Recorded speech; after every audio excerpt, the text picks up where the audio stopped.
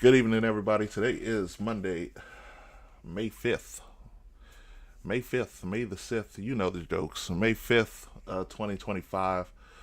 This is Jake with the scene, and thank y'all for joining me. Let me tell y'all, it has been a really, really challenging weekend. And I'm trying something different, you know what I mean? I had a soldier pass away last month, and after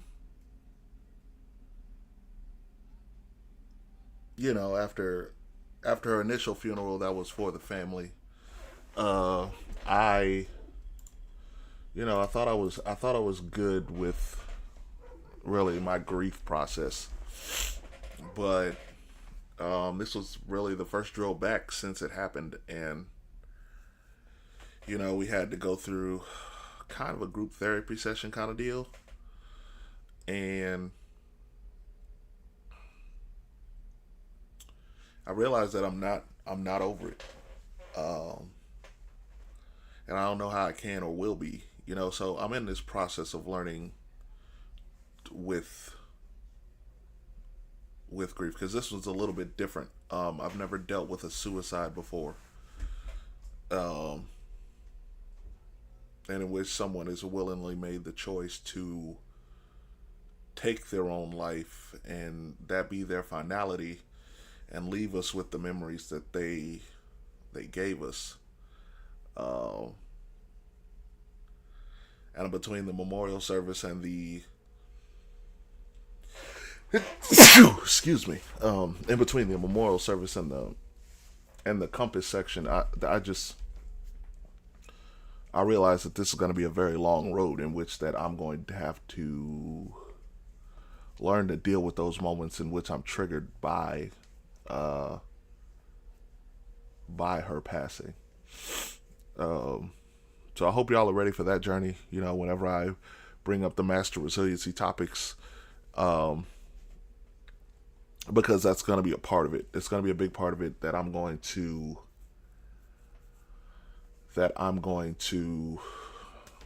implement because it's going to be a genuine session. Hey, BB, thank you for joining us.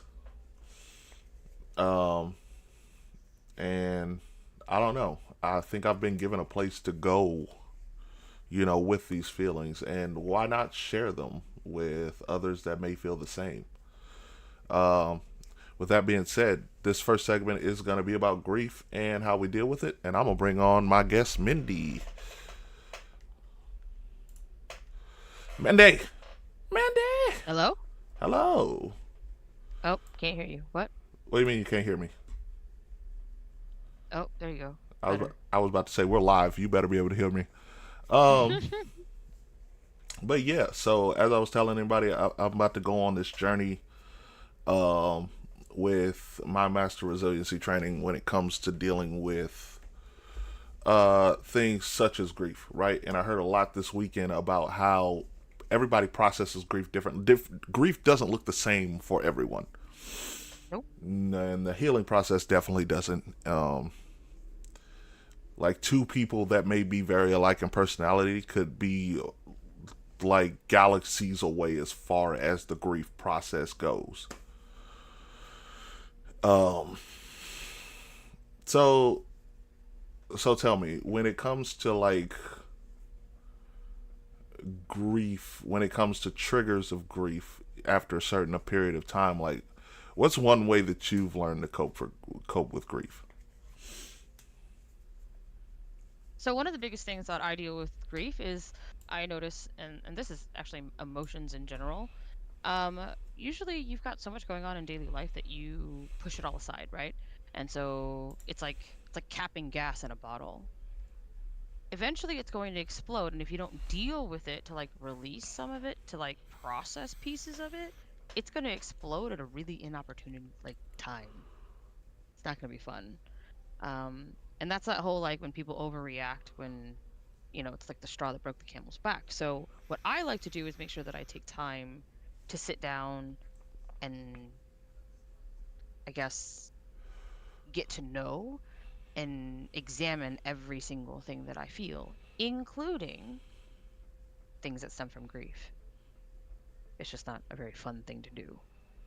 That's fair. And like, so that's one thing I discovered this weekend, right? Because like we're sitting here in what's called a compass session, with the state chaplain and um, one of the. She's not a behavioral health specialist, but she is a therapist.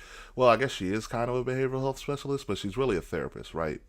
Sure. Shout out Miss Ellis. She treats everyone like a friend. It really doesn't even feel like a therapy session when you call her. But we're sitting there with them, and like, over the coming weeks after her initial funeral, because the family did their own funeral in which we were there, and now this week we were doing a memorial service for her as part of drill, and kind of really a debrief. So they got all of us on a in part of the section in a room, and they just wanted to talk, see where everyone was at, and I wasn't sure where I was at until I started talking, right? Because like, what have I been? And it made me realize, like, what have I been doing at home to deal with the grief? Mm-hmm. In which case, I haven't been doing very much, like, because I everything came out like a sentence into me talking, like I couldn't hold it together. Sure. Like the bottle, the soda bottle, the metaphorical soda bottle exploded. Like that's just how bad it was. And it was a judgment free zone. Everybody was there to support me, as I was as I was for them whenever they started talking. But that it just goes along with what you said. Like and like, so what does, from your perspective, what does like examining those emotions look like? Well, I also want to make like another kind of disclaimer with that, right? Like, so uh, sometimes you aren't ready to deal with it, and that's also okay. Like, you can be adding to that pressure in two different directions. Some people will be like, "Oh, I need to be dealing with it. I need to be dealing with it," and that creates more stress, and then you avoid it even more. And then in other situations, you'll be like, well, I don't want to deal with it. I don't want to deal with it. And we talked about how if you just don't deal with it for long enough, it will explode. But there is a balance there, right? So if you're not ready, you're not ready. That's okay too. Um, as far as like sitting down with things, sometimes I you do such a good job of compartmentalizing things to avoid them, to be able to function, right? To be able to still go through the daily things that you need to do, that it's not as simple as just reaching down and opening that box. Sometimes that box, you can't get to it and you can't open it. Usually, what I have to do, or it will happen on its own, on accident, is I will start going through memories, pictures, video, text of you with that individual. And that will usually start the process of that box being pulled and opened.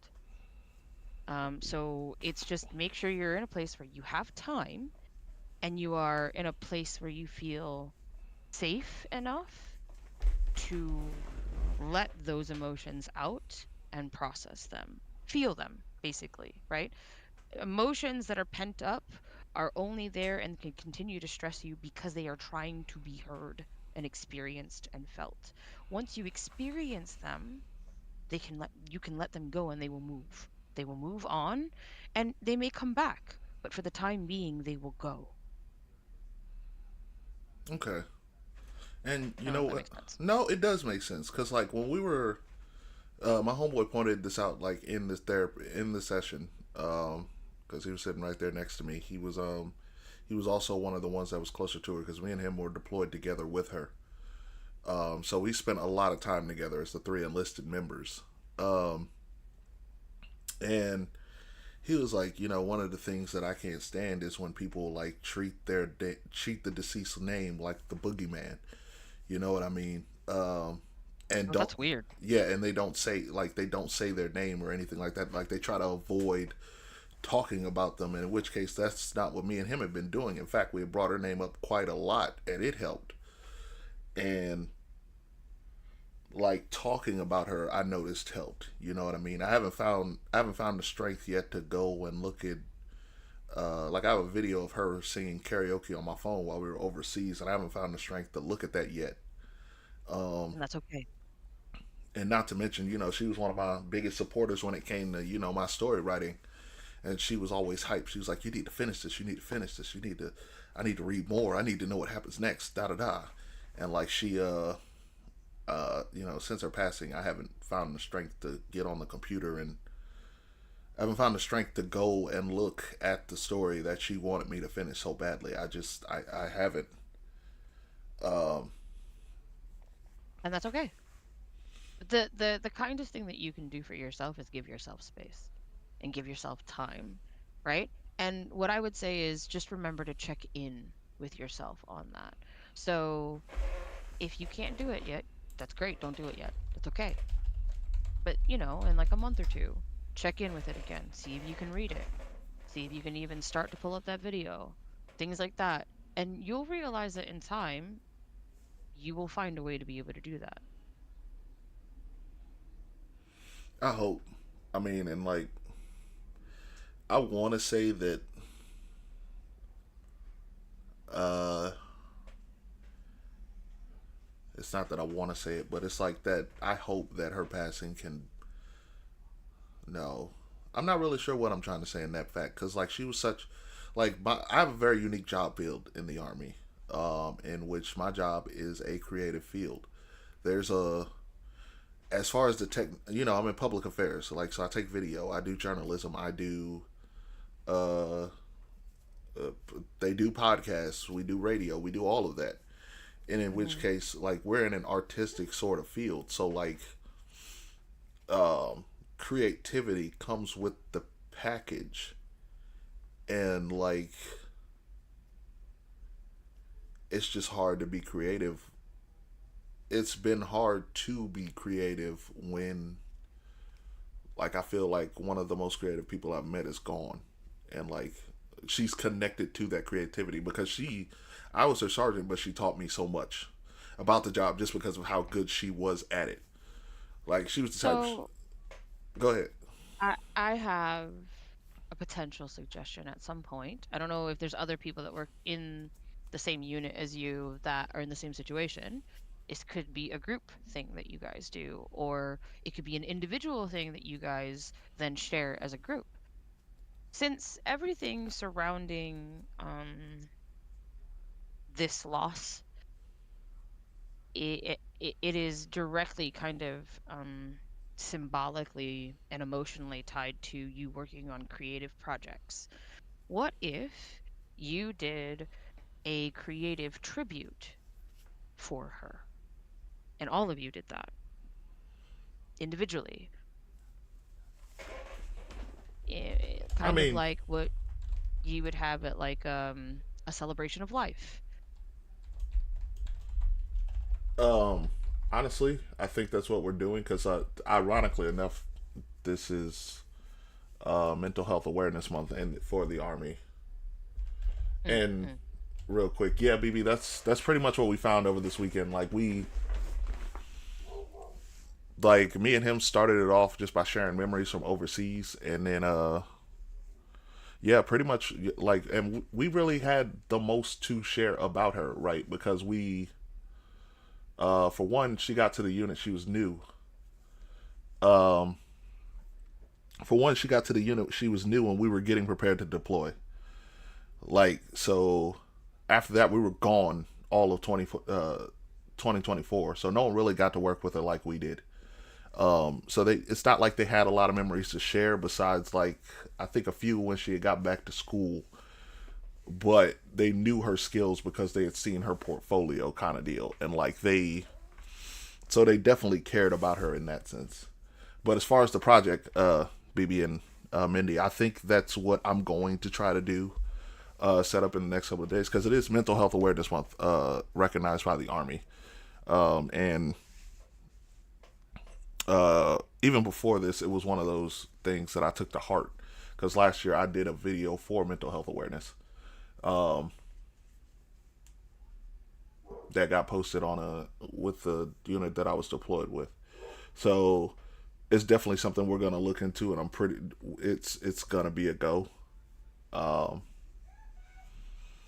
and I'm not sure if it's right to just dedicate that solely to her. You know what I mean? Because like, sadly, um, these incidents, with suicide and mental health aren't It's not uncommon. uncommon. Yeah, Yeah. it's a sad reality. It's not uncommon. Like it's not just her. This is just the one that's hit me the closest. Like it's my first. Like I told, like it's my first time dealing with a suicide of someone that I knew. Um, Um, I don't know that I've ever had anybody that close to it. I have dealt with suicidal ideation um, the majority of my life, and so it's a very almost familiar friend. Um, and I tend to be a lot more open about discussing it and considering it with people when they're struggling. Because when you're in that situation, you are just surrounded by people who just flat out say, don't do it, right? Or that's wrong to think that way. And you just pull away and don't talk to anybody about it anymore because nobody understands you. So I tend to be the person that does not offer that type of response because I know how it felt when I was given that response. Um, and see, that's the wrong response. Like, okay, it's easy to tell. Like, in my opinion, right? This is all sure. opinionated based. None of this is. I'm not a therapist. I have no degree in such a field. So, but I am a master resiliency trainer for the Army. But however, they don't really, and also assist certified, which is they train you how to deal with like someone who's like literally on the verge of like if they call you and it's like, hey, I'm about to do this thing. They train us to pretty much talk them back from the ledge. So I guess I am sort of certified in the matter. Um, but I don't like to see myself in that way. I just would like to think that I would do anything I can for the person in that moment if I can. Like if given the option. Um, but where was I going? I'm sorry. I went off on a tangent. And we both do that. Um, oh, right. In my opinion, that's the wrong way to address someone that's saying they're having those ideations. Don't do it, only go so far. Like you need to, You have so much to live for, but I mean, you can't tell somebody that they have a bunch of stuff to live for. They have to think that. yeah, you have to walk them to that. There's so much more that you can do that can be done, like, and take their mind to it. And Like you have to handhold them basically to actual help. and it's different, like per person, right? Like, you would never have convinced me that I had more to look forward to. That was never going to work for anybody that was trying to argue that with me. Um, Actually, the argument that worked for me was because the first time I had a plan or was hospitalized for it, I was at a point where I said I don't care about anything anymore. And it was because I had no F's left to give, basically. Um, and I am lucky that I work with logical kind of arguments. And the doctor that came in and worked with me was like, "So you don't care about anything?" I'm like, "No." They're like, "Nothing at all." I'm like, "No." They're like, "All right. So nothing makes you happy?" And I'm like, "No." And nothing makes you sad? And I'm like, "No." And they're like, "Nothing makes you angry?" And I was like, they're like, "Nothing at all makes you angry." And so they started going through things that would trigger people, right? And obviously, I that did work for me. Let's see, how old was I? I was probably about 17 at this point. And so they proved that I was angry about I did get angry about certain things. And they're like, "You're only angry because you care." And that was enough logic for me to go, "You know what? That's true. That's it." Yeah, And that was enough for me to step back. Um, but it gets worse, right? So like another situation would be when I finally felt like I was so different and didn't fit in and just did not, like, I was the odd man out no matter what. I was the wrench in the machine. Like, I was the faulty cog. So if I was the thing that didn't make things work, it only makes logical sense for that broken piece that doesn't fit to be removed. Everybody else is working just fine. I was the problem. You remove the problem. Mm. And so logic was very difficult there, because how do you logic me out of that? Because it was logic that got me there. Um, you know, another example would have been a guy that I dated. Mm, he signed up for the National Guard when he was 16.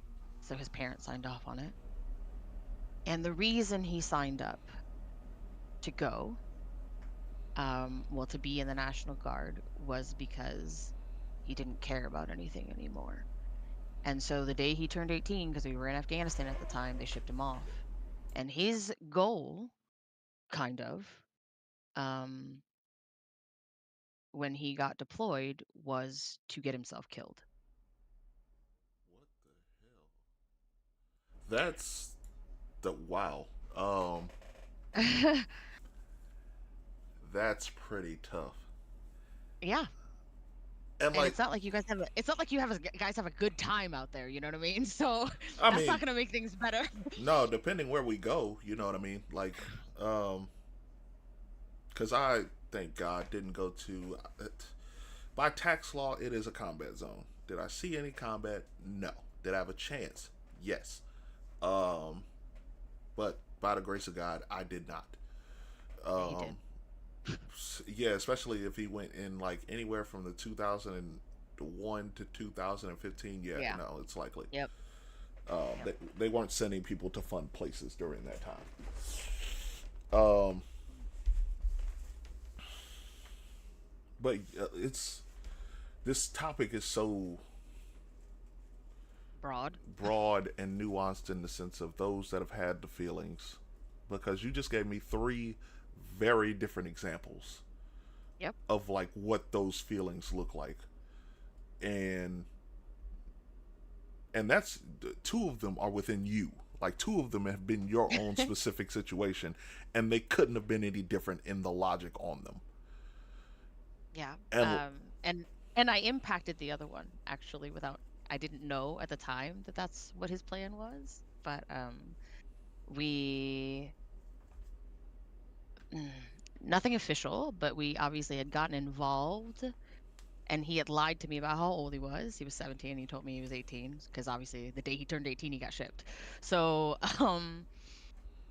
we we had only interacted online, and it had gotten very serious. Like, we were talking about um, moving in together when he got back and things like that. And we were both very fully into it, and I was pretty blinded by how intense our relationship was, when I was actually um, already in another relationship that he was very well aware of, and none of us, neither of us realized how serious it had gotten. And so, for whatever reason, terrible timing, when it was like the week he was getting shipped out, he was, um, what's the thing that you guys do? It's like briefing almost, right? Before you guys get shipped out. um, He was there's a he was whole like in that mobilization kind of, process. yeah, I guess he was like in that like lull state where like they kind of like were prepping him to go, and it Yeah. was like he was leaving that week. And all of a sudden it hit me. I had moved across the country to be with the guy that I was with, and I just threw it all away for some dude I'd never even met before. And that this period of time is the one period of time where I attempted to fit into society the way that they wanted me to fit. And it is unfortunate that he got caught in the middle of it. So I told him that I all of a sudden was like, I'm sorry, I have no idea what I was thinking. Um I'm going to try to make this work with this guy that I'm currently with. And I essentially ended this really intense thing with someone that I had considered moving in with after he got back.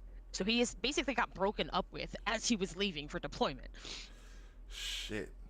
I'm sorry, Mindy. You good? I hear some sniffling I'm back there. fine. Okay. Oh, the crying, and this is something that I've gotten okay with. I will absolutely cry in front of people because obviously this is a very emotional thing for me. Keeping it pent up while I talk about it does me no good. This is actually what should be happening when you're dealing with grief. Yeah. This is something that I carry with me every day. Yeah. And I blamed myself for his mental health for years, like decades afterwards. But it took me forever to realize that it is his choice to stay in that place. Because him feeling that way and me feeling responsible added to my suicidal load. Okay. There's your a fourth piece, I guess. No, I could see that, and I like as far as the crying, in front of people. That's something I had to get.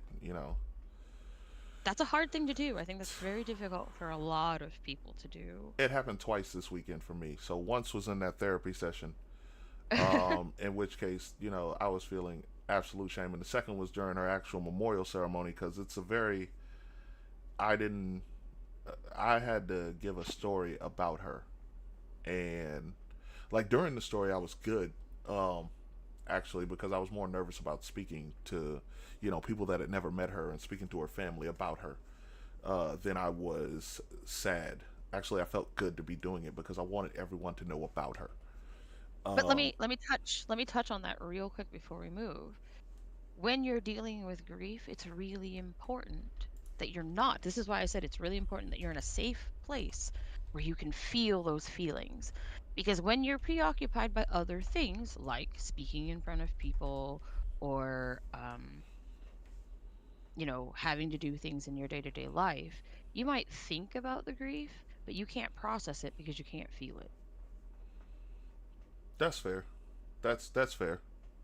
And I mean, like, the grief hit me the moment, like, not it was after the chaplain spoke, but they do this thing that's called last roll call. Hmm. And now granted, I had to go through the rehearsal for this on Saturday, and it hit me in the head like a damn sack of potatoes then, and I had to like charge off the stage and run into the darn closet where we store the tables and chairs and take a moment, because like, so what they do is the first sergeant will get up and he'll go in front of he'll go in front of the podium and he'll call the detachment to attention, and he'll call roll call, and I think it's in a rank specific order just to be Mm. symbolic. So like he called a sergeant first class first because our detachment doesn't have one. Uh, they say here first sergeant. He called the staff sergeant of our section, or at least the one that was available, and he said here. Um, then they call the soldier's name. They don't answer. They call it a second time. They Mm. don't answer. They call it a third time. Hearing her name being called at roll like shattered me, and I thought I would be over that. Like I thought the worst of it had hit on Saturday. Um, This makes no, it real. yeah, that Sunday it hit again, and I'm sitting on a stage just trying to hold it together, being the most vulnerable that I've ever been inside in my uniform, and like, I have to. That's pretty much the end of the ceremony, but like this is the part where we pay our respects, and I walk off the stage and I circle around, um, and I'm supposed to render honors to her. I'm one of the first people that gets to render honors to her after the commander, after the first sergeant, the deck command. I'm sorry, the first sergeant, the overarching commander, our deck commander. Then it was the chaplain, then me. At least that's the order that we went in.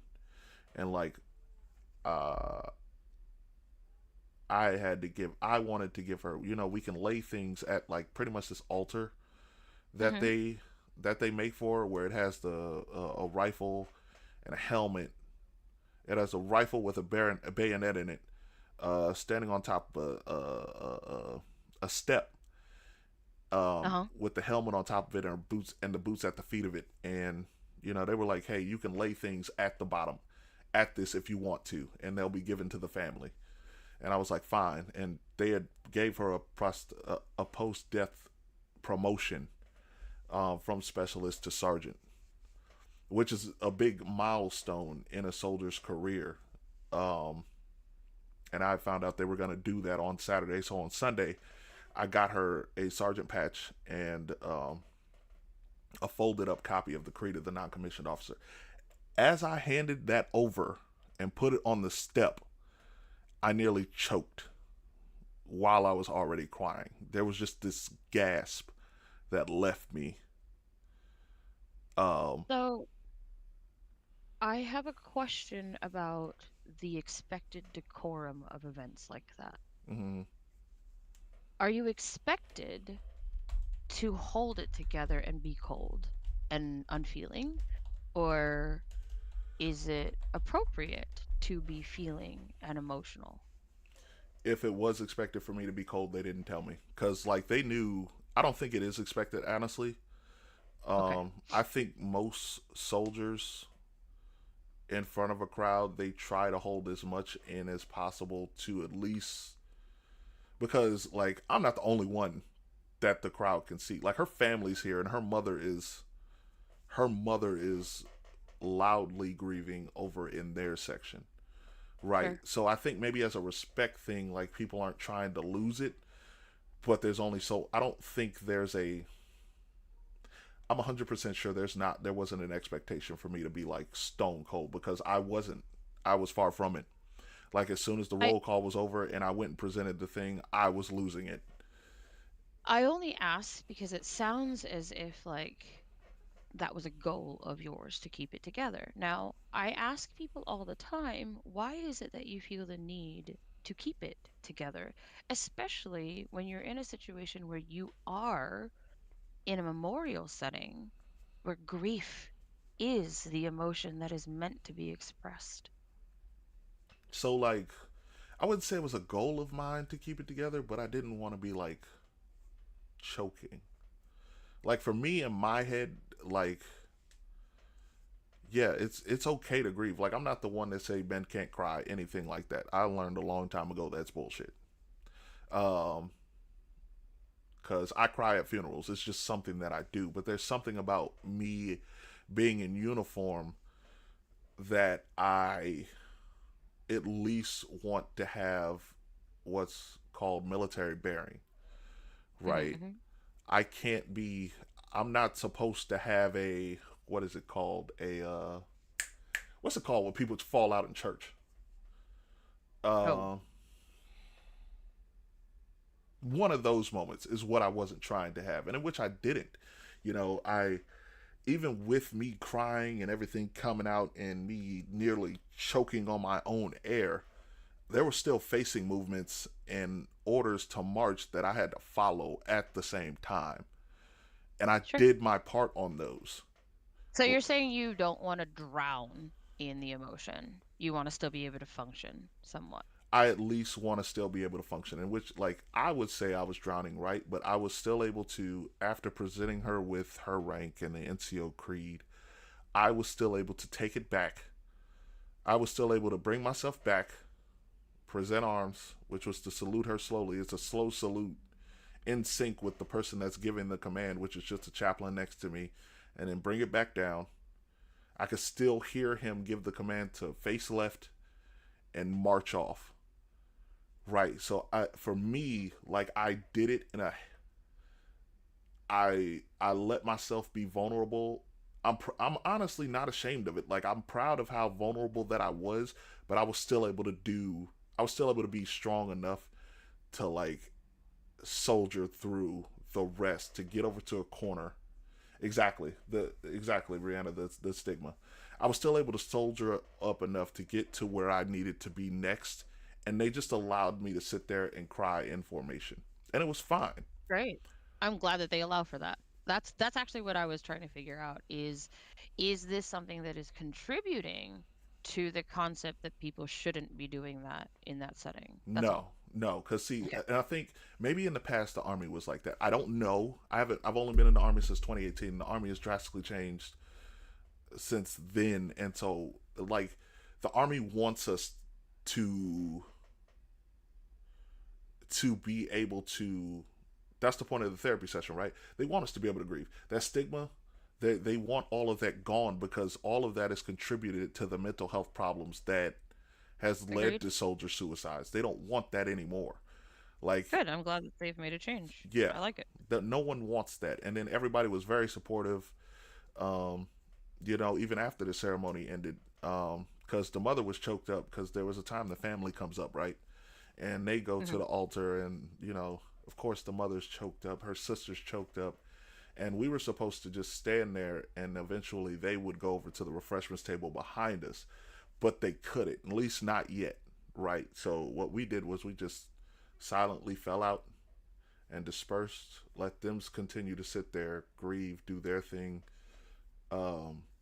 while we went on. I went to the bathroom to clean myself up, get some of the emotions out, and I ran into uh, leaders and other soldiers that were just like, "Hey, if you need anything, please feel free to give me a call." The usual courtesies, and some of them I know pretty well, so it's not like I know I don't have their numbers. It's not like I don't actually have their numbers to call them if I need anything. Like it's Right. at least with them, it was a very healthy exchange, and they get it. Like this was someone that uh, I not only got to train, but got to see the best and worst of, in a sense. Because right, you never really know who a person is until you take them away from their family for a year, and like you have to be their family. Me and Sure. her, we were forced to be family to one another, and to rely on one another, for support. Like I had to be a shoulder for her in her weakest moments. I didn't really give her the chance, sadly, to be a shoulder for me in mine. Well, at least not in a typical sense. When I'm angry, I just straight up tell people that I'm fucking mad, and like it doesn't get hidden very well. And in those moments, she would sit there and listen. Um, that she was a great listener, but that's where I'm glad to say that the army let us be. They let us grieve. They I don't even want to say the army. Our unit let us grieve and let us have that. They let us say goodbye. They let us be sad. And they let us know that we were there. That they were there for us. Um, so that's that I, take on that. I also want to make sure I address, like we talked about, grief is a multifaceted thing. Um, there are also situations where, and I've had this happen to me several times, and I constantly feel guilt over something being wrong with me, where you feel like you're in a position where you should feel sad, like overwhelmingly sad, Hmm. grieving, and you feel nothing. And I think that is a trauma response, actually. Some people And have those, yeah. so, yep, I have it, where sometimes grief is so big, you you're you aren't even at a place where you're blocking it out because you can't even experience it yet. And so then you experience guilt over not feeling sad where you should be sad. And that's something that people should also give themselves a little bit of space on. No, absolutely. Like that's like my homeboy said. He was like, he's like, I'm in this place where it's looking like I'm smiling, but like, so don't get mad, kind of deal. You know what I mean? That was just Mm. his coping mechanism. Um, and in which case, he's not a big crier like I am, apparently. Hmm. Like some people aren't criers. Some people they're grieving, they just don't cry. Like the water just doesn't form. You Like, know. I'm obviously a crier, Hmm. but there have been so many situations where I'm not even at a point where that grief has hit me yet for me to be able to process it and feel it. And so it looks like nothing is wrong with me. It's just not there yet. Yeah, It's like this weird delayed thing that happens. yeah. Like sometimes it's time. Like I'm a hell. When I got the news, it took a second. Um, like it wasn't an instant hit. It was like because my brain was too busy going. Hmm. Am I really being told this shit right now? And once it fathomed that, like all that day was a waterworks session, um, in which I thought I had experienced the worst of it, but I realized after this weekend I haven't. So I mean, it's a different walk. It's a different walk. It's gonna be a different grind. Trying to see how I handle this from here on. Um, I don't want to say this in a. I don't want this to sound messed up, but I kind of have a leg up on the rest of like my direct team that I deployed with, in which that I don't have to. I'm not in that unit anymore. Like this was basically my last drill with them. I had transferred units before it had happened. Oh, But for this drill, because it was my soldier, I was allowed to go back and be with them for this weekend. But that's not my unit. I don't have to deal with the fact that I really don't like, and it's kind of messed up. And it's not like I'm avoiding it, but the reality of the situation is that I don't have to deal with being there, um, which is sad but true because I'm somewhere else. Um,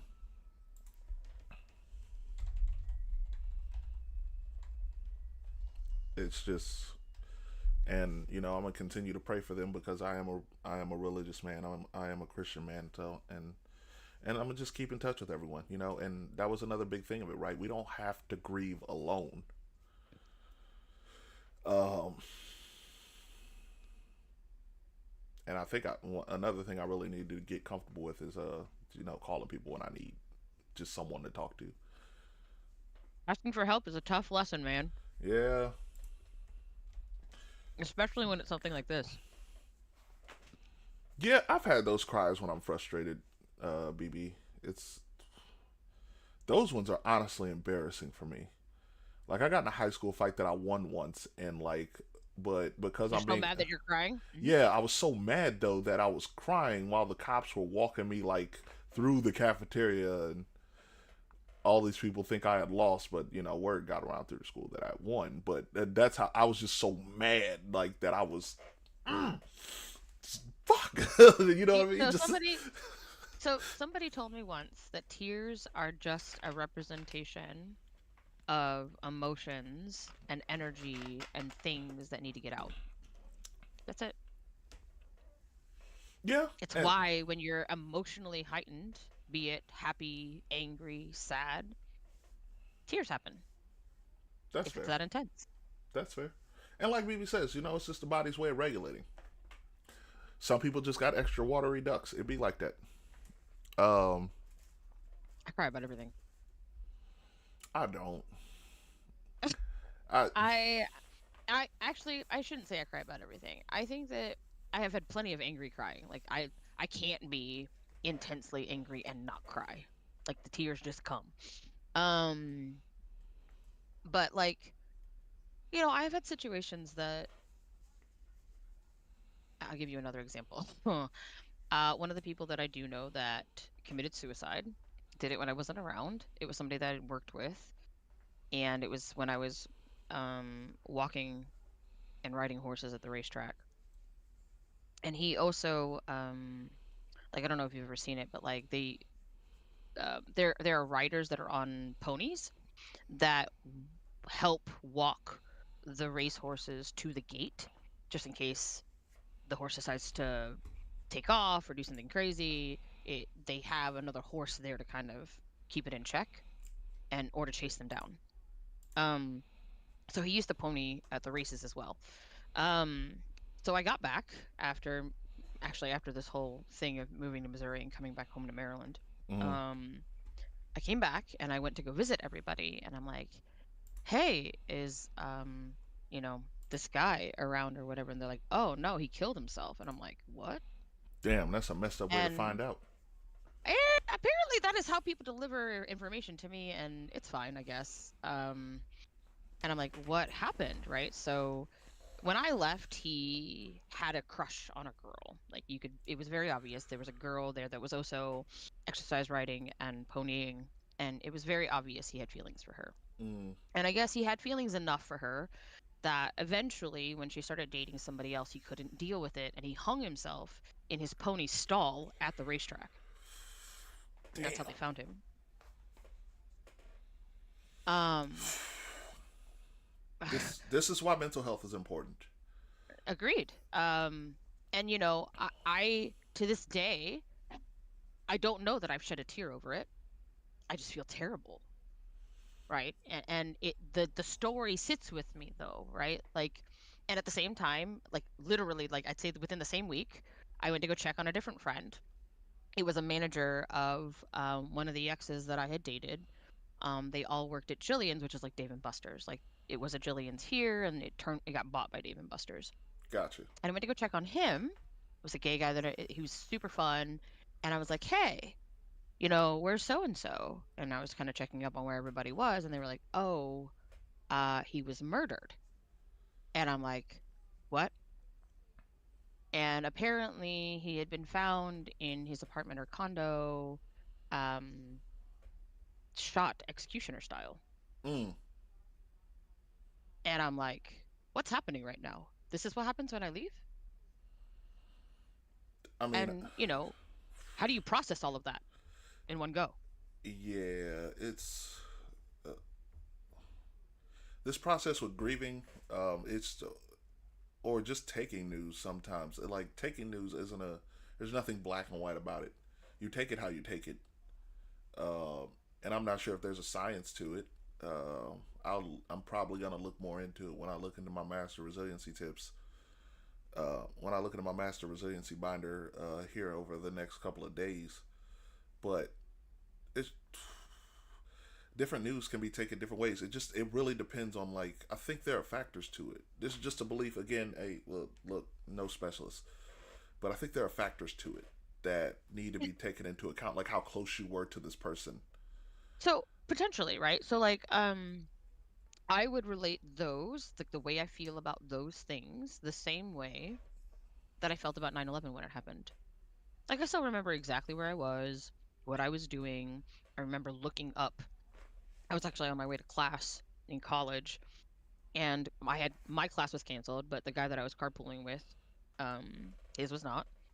And I remember going to the computer lab and trying to find as much information as I could on it. But 9/11 happened at a period where computer labs were filled with, I mean, I think they were maybe they had a T1 line, but like there wasn't like YouTube wasn't big yet. Like I don't even know if it was a thing yet. I don't think it And there just was. maybe barely, but like it wasn't big yet. Like, everything now is streamed. Yeah, absolutely. Everything has Oops, excuse me. a web access. But it wasn't like that then. And so I'm like digging for as much information as I can find, because when I heard it on the radio on the way to work was when the Pentagon had gotten hit. And I was like, is this a joke? February Is this a bad joke or 2005. is this a joke? Hmm? February 2005 was when YouTube was created. Or Oh, rather, it okay. was registered on February 14th, 2005. So, during the time of 9/11, no, YouTube would not have been was not a thing.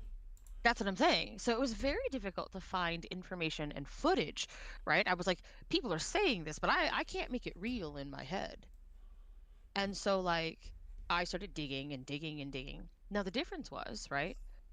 This is me in college. My siblings, um, my sister was still in high school, my brother was in middle school. They being in grade school, apparently all of the classes pulled out TVs Yep. and they watched live footage. I guess you guys were in school too. Mm-hmm. And So, all of you watched people kill themselves, jumping out of buildings, trying to escape. the fires and things like that. I got to see none of it. I am not traumatized by it, but it also feels unreal to me a little bit. Yeah, Where you. everybody else I feel like is blocking it out because it was traumatic. Yeah, pretty much. Cause like so, cause when I was in fifth grade, like I was in fifth grade when it happened, and school was literally just starting back up, and they didn't roll a TV in for us to like try to traumatize us, but it was Nope. on. They had the TV. We had a TV in the classroom. It was. I remember it was in the corner, and like it was just on. And so I'm Hmm. walking into class, and I'm thinking, I was like, "We're watching a movie today. What movie is this?" And I just see the bill. I see one of the towers on fire and whatnot. And my teacher, Mr. Kramer, he was like, "No, this is the news." And I was like, "The news?" I was like, "Where's?" And I just started panicking. I was like, "Where is that at?" And he was like, "This is New York." I was like, "Why is the building on fire?" And he's like, "That's a plane ran into it." And then you see the second plane just come up, boom.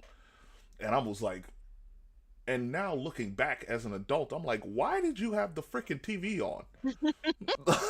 what What are you doing?" And like I'm And sitting there panicking. They had to call my mom and everything. It was a whole thing. Like all of us were just like, "What is happening? Like, are we so all in danger?"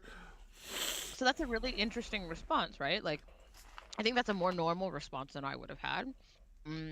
The only response that I have to it is curiosity and maybe a little bit of concern for the people in there, not me. Um, and so I wonder all the time. Like for a while, I judged people. I was like, why would the teachers put this on in class? Like probably because they didn't know how traumatic it could be, how serious it was going to get. Like there's no way they could have known the towers were going to get collapsed, that another plane was going to hit another tower. They didn't know all those things, but it was a very, very, I think it was a pinnacle event in our timeline and in our lifetime. That's And I for think damn they sure. thought it would be important for you guys to be informed about it. Um, like I think if TVs had been as prevalent when it was a spaceship that blew up with people on it. Uh, that wasn't the Challenger. Was it the Is it? Challenger? I think it It was the might be Challenger. Challenger.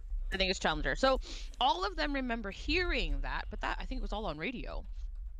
I guarantee you that would have been on video and live footage in this day and age if that had happened. Well, yeah, because it's like you're expecting Hmm. the Challenger to go up into the sky and into outer space. You're not expecting it to explode. Hmm. So yeah, no, that would have definitely been caught live. That's what I'm Um, saying. So same situation. yeah, but Uh, there's a building on fire. Like there's I a don't think very they thought it important through. building on. No, they didn't because like there's a very important building on fire right now on live TV. We don't No, know and I what's think going on, and these are a bunch of fifth graders. Why would I let them know that people are dying right now? because they're not thinking about it from that perspective.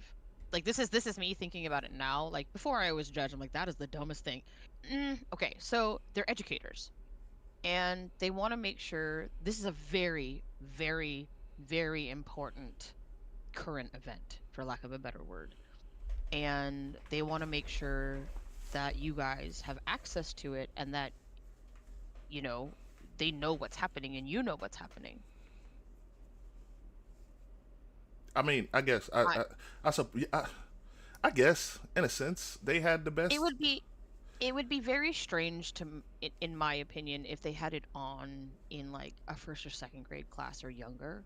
Fifth grade, I could see that. Yeah, we were definitely old enough to understand because That's what I'm saying. Like, yeah. I was panicked. But yeah, no, I mean, I guess they meant well. And to be fair, I don't remember. I don't think I saw the tower collapse on live TV because I'm pretty sure. Excuse me. I'm pretty sure after so long he cut it off. I just can't Hmm. remember at what point. Um, but yeah, and I just realized I'm gonna have to go through all this footage and make sure I didn't divulge anything that I didn't say in our group therapy session. I don't think I did. I don't think I put anybody else's business out there. I don't think I did. I No, hope I I don't didn't. think you did. I'm pretty. I just wanted to put my personal experiences in it. But Mindy, I thank you so much for coming out with me today and just sharing part one of this very long journey that I'm about to take. Um, it's always good to have you on. It was definitely good talking to someone else about this instead of just listening to dead air. And I thank the chat for being involved. Y'all have been very supportive, uh, and keep coming through. You know, I want to have more productive talks like this. Um, you know, with like-minded folks. So, um, hey, it is 8:46. It's been a very productive hour, and Wednesday I'm gonna talk some relationship stuff, and probably dip Oh, into a little bit of news. What? I might not be here for that. That's My fine. my nephew's birthday is Wednesday. I apologize. No, you're good. You have no obligation to this. So if you are Oh, busy, it Friday. is Friday, I should be fine, but Wednesday I can't. okay. So maybe I'll stall the relationship talk till Friday, and then I'll just find some sort of news to cover. Cause today everything news wise was, and today looks Not so pretty fun. dry. I mean, they're talking about the Met Gala, and I'm like, oh, talking about people with more money than me right now. I don't really feel like it. You know, I'm not in that space right now. Why is Rosa Parks trending? Speaking of the devil, fitness. What? Peace advocate fitness. What? I'm so confused. Hold on. Actually, I do got a piece of news. Despite saying the N word multiple times and never apologizing, Lisa doesn't seem to care if she wears underwear with images of Rosa Parks, a civil rights icon who fought against racial injustice. What? Did I just hear Rosa Parks underwear? What? Yeah. Apparently, there's this. Who the hell is this? Lisa of Blackpink attended the Met Gala wearing pants emblazoned with the face of Rosa Parks, a highly respected and revered figure in Oh the fight. no. What the It's one of your fuck? K-pop people. I don't listen. I don't think I'd listen to Blackpink, and I definitely won't be listening now. Like, what the fuck is this? Who made these underwear? I guarantee you it wasn't meant in a disrespectful way. However. Making lacy panties in the image of Rosa Parks wasn't disrespectful. Why did she? Hold on, I need to zoom in. I'm not even trying to. Hold on, give me a second, because I'm about to.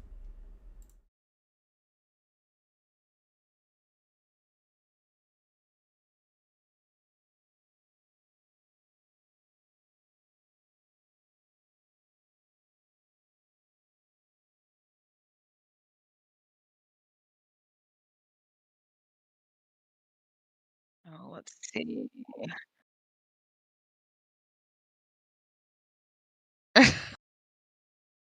This one seems.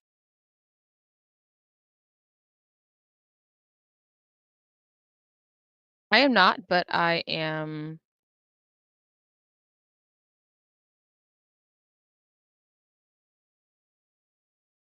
Is that who's on there?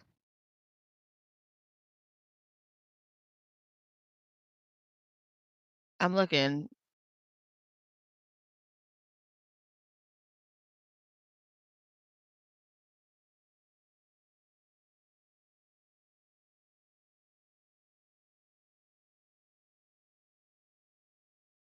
Okay. I mean, I have pictures up. I have stills.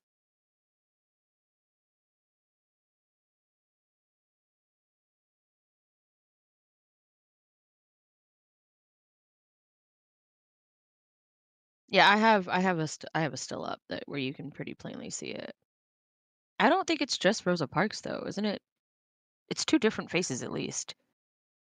2 to 3. There's one with glasses, another with glasses. It almost makes me wonder if it's a bunch of important women.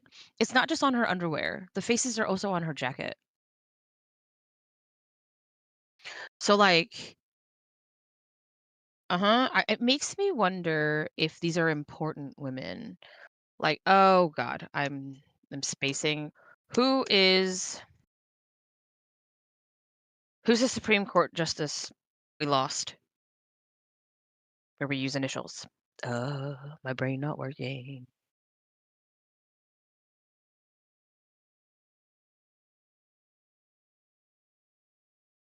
Uh, yeah, your guess is as good as mine, homie. Um, quick Google search wouldn't it? Mm, Hold on. You said a Supreme Court justice? oh, who is it?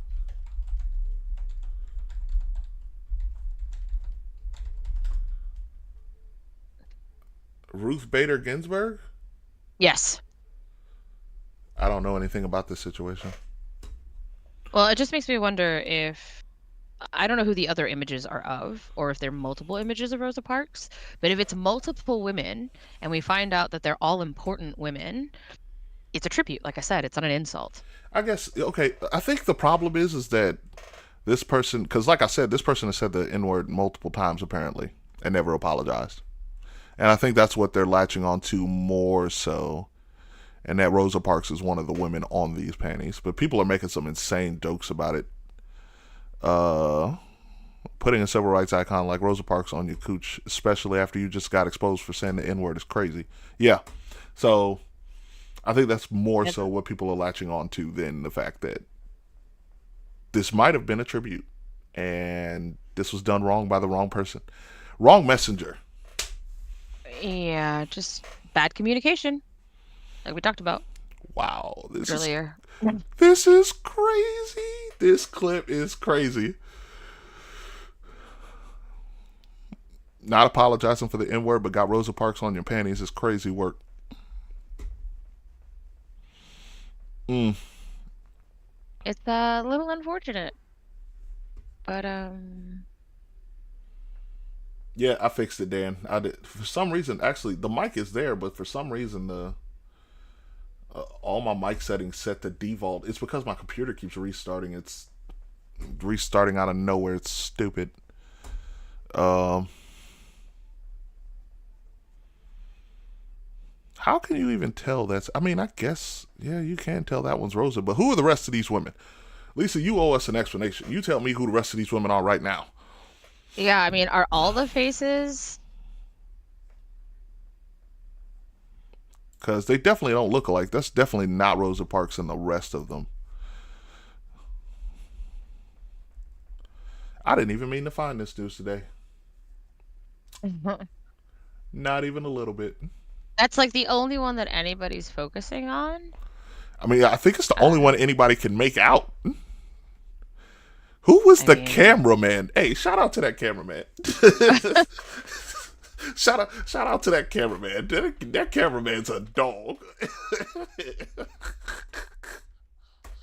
Like, who asked for this shot? I think he was curious, and I'm willing to bet this is the 70 by 200 lens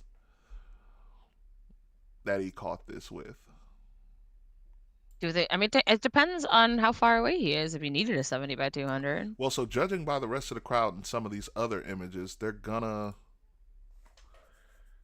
yeah, some of these people are definitely, like, depending on the distance, granted, they're not that far to use a 70 by 200, but you really only That's what need, I'm saying. and some people Yeah. are definitely using them, but to get that close, like, they got her crotch, the person in front of her got her crotch exclusively. And I don't, they're not close enough to get, first of all, being that close to someone and aiming at their crotch would be crazy. You know what I Well, mean? Like, no, but their crotch is the center of them. So if you're kneeling down and taking a photo, you can't tell what they're zooming in on. That's the center of your body, right? If maybe they kneel down and they take a picture, you can't tell what they're looking at. not with It a just looks like certain they're looking at lens. you. Yeah. I'm wondering if she knows she's trending this way. Like, this is gonna I'm be. sure she does. They have publicists, I'm sure. No, she's in the Met Yeah. Gala's happening right now. Oh, Like, yeah. they have publicists, so Oh, her publicists need to be tapping her on the damn yeah. shoulder. Who the hell is Black Lisa?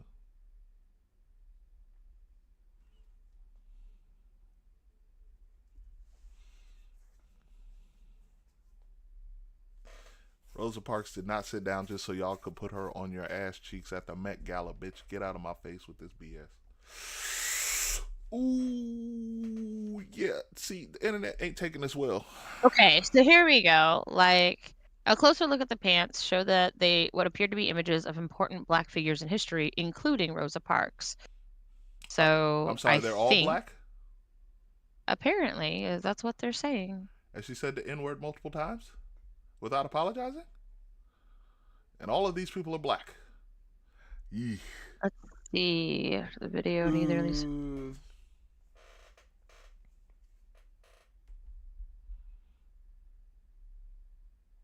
Oh no, wait. Was it her that said it?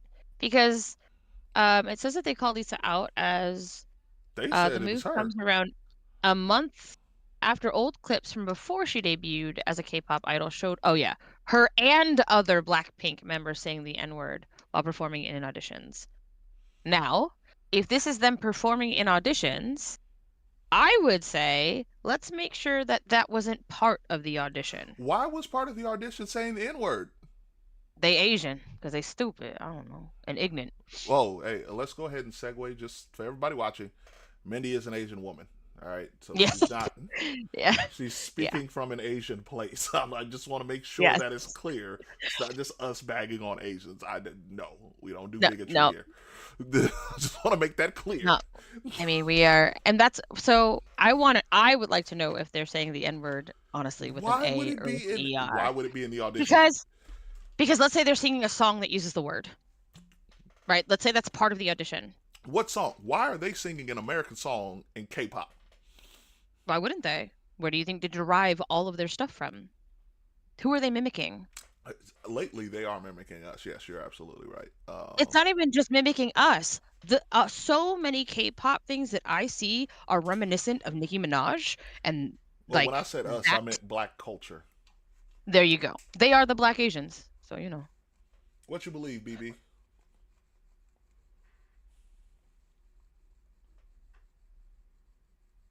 This shit's crazy. I wouldn't. I ain't even so still be streaming right now. I got my wife looking at me like, "Hey, can I let the dogs in? Go ahead and let them in." We just got some breaking news and shit's crazy right now. Go ahead. I actually think that the look is actually pretty tame and kind of it looks good on her, honestly. So But BB, in this case, this like, I just don't know. don't make me say it on stream. I'm not sure if I want to be like the word the what they got. They saw footage of her saying the actual N word.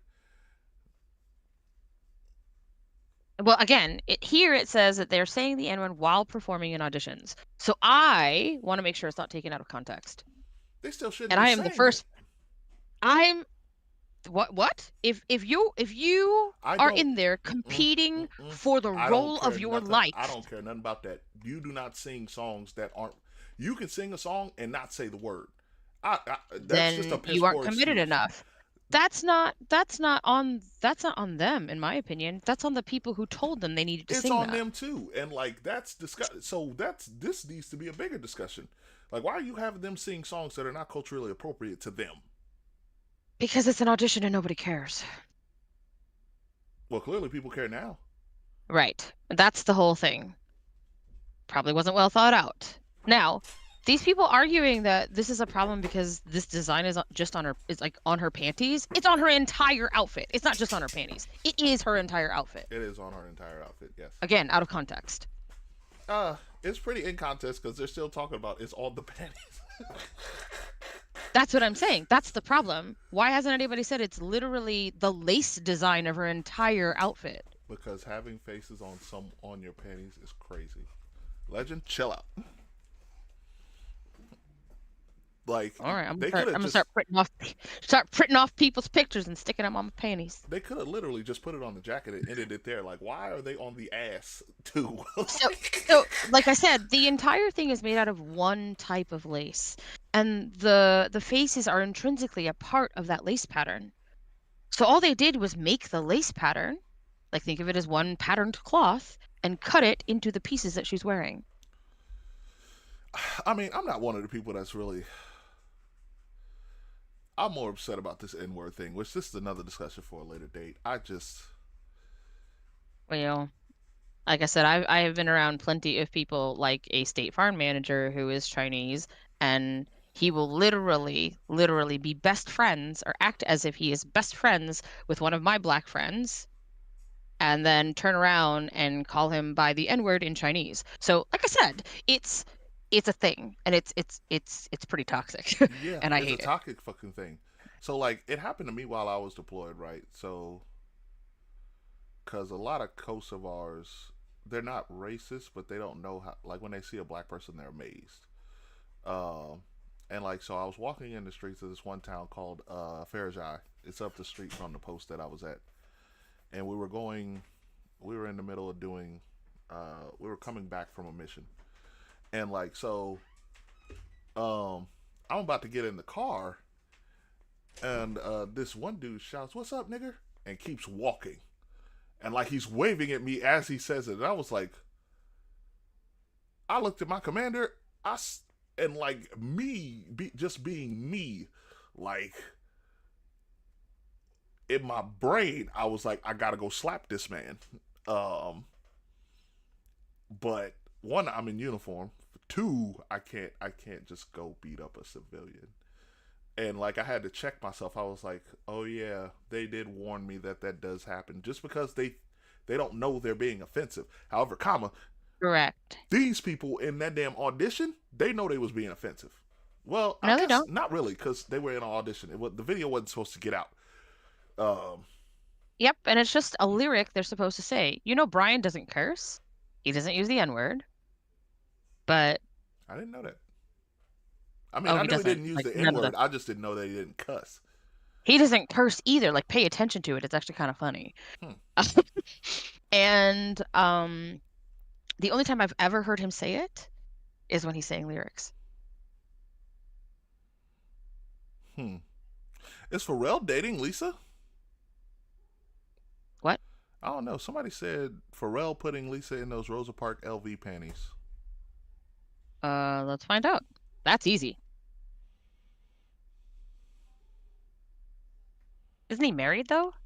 I don't know. I don't know what goes on in celebrity lives. I really didn't pay much Yeah, he's attention. married. He's married. He's married. I don't know So did why. he design them? Let's find out Why who are people designed putting them. Pharrell in this? I don't. Hold on. Let me click the. Maybe there's some relation there. I don't know. No, it's Henry Taylor. Henry Taylor designed these. Who the hell is Henry Taylor? Is he a fashion designer? I guess I should figure these things out if I'm going to be talking about people, right? Right. Mm-hmm. Who designed Black Lisa's outfit? Why is it Black Lisa? I think her name's Black Lisa, or is that the name of the band? Blackpink is the name of the band. Blackpink. Oh, okay. Who designed Lisa from Blackpink's outfit?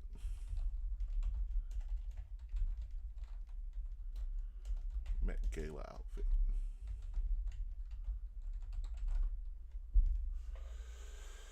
Oh, his wife is wearing the same Louis Vuitton stockings that this girl is, actually.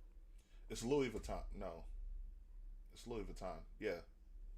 Mm-hmm. I don't They're know. they're both So, wearing the same stockings.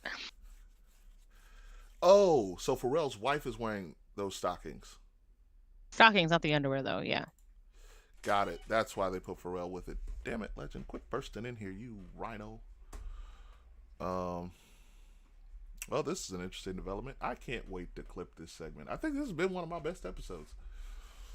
Yeah, for this clip, y'all let me know what y'all think of Lisa's outfit.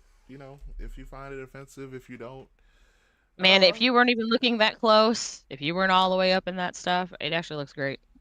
I mean, the outfit does look fire, but I digress. I don't think I'm allowed to feel that way about her, since we just go around saying the N word and not apologizing and whatnot. But that's just me. That's that's just gonna be me. Actually, I got a homeboy that's into K-pop, so I gotta text him.